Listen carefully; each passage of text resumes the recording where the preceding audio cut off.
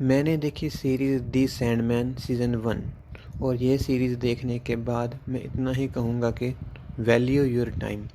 अपने समय की कदर कीजिए और इसे एक साथ पूरा देखने की बजाय इसके सिर्फ 5 एपिसोड्स देखिए और बेहतरीन तजुर्बे के साथ बाकी 5 एपिसोड्स को थोड़े समय के लिए एक बार भूल जाइए।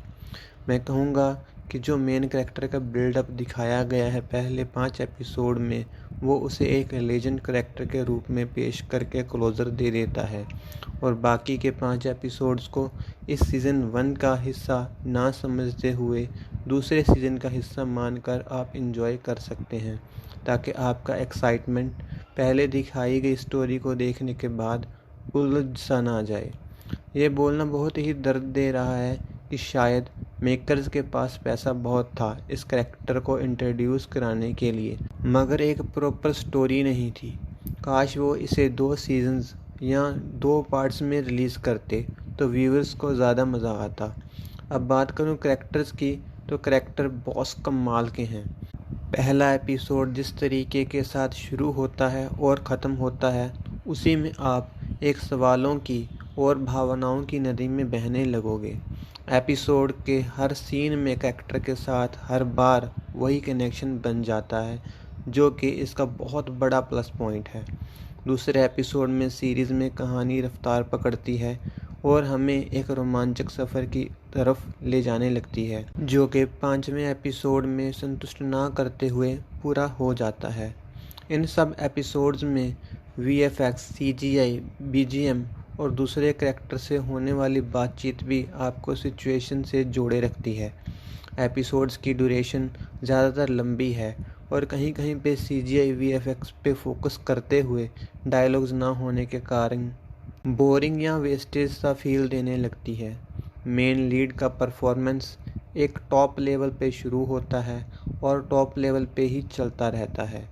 आप मानो ना मानो, मगर हिंदी में इस करैक्टर की आवाज़ देने वाले ने कमाल का काम किया है। और हाँ, एपिसोड 3 के शुरू में ही सबटाइटल ऑन कर लीजिएगा, ताकि एपिसोड पॉज करके ऑन करने की ज़रूरत ना पड़े और इंटरेस्ट लूज़ ना हो।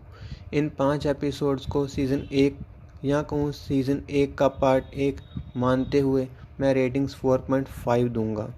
तो आपसे इतना ही कहूँगा कि मेरे लिए एपिसोड 6 एक स्टैंड अलोन एपिसोड था इस सीरीज़ में, जिसके पास अपनी एक अलग ही फील थी।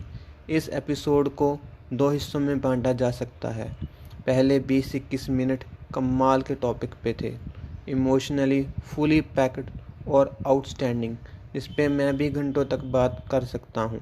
और हल्की सी बात मैं इस पे मेरे दूसरे यूट्यूब चैनल पे शक्तिमान यूनिवर्स की ट्रायलॉजी ऑफ ट्रायलॉजी पूरी होने के बाद करूँगा भी। और एपिसोड का बाद वाला हिस्सा उस छुपी हुई इच्छा के ऊपर फोकस करता है, जिसे हम इंसान अहमियत तो बहुत देते हैं मगर सहने की हिम्मत हम नहीं रखते। फिर एपिसोड 7 से एक नई स्टोरी को सेट किया जाता है पुराने कैरेक्टर के ज़रिए और सीरीज़ को सभी सवालों का जवाब देते हुए एक बेस्ट एंडिंग के साथ ख़त्म करने की जिम्मेदारी को पूरा किया जाता है। एपिसोड 7 से यह सीरीज़ ओनली फॉर अडल्ट्स के लिए बनी मालूम होती है, तो ध्यान रखिएगा। लास्ट एपिसोड इसके अगले सीज़न को काफ़ी अच्छे तरीके से सेट कर देता है। और इसी के साथ इस सीरीज़ द सैंडमैन सीज़न 1 पे मेरा यानी मनदीप मैनी का ओपिनियन ख़त्म होता है। मुझे सुनने के लिए थैंक यू।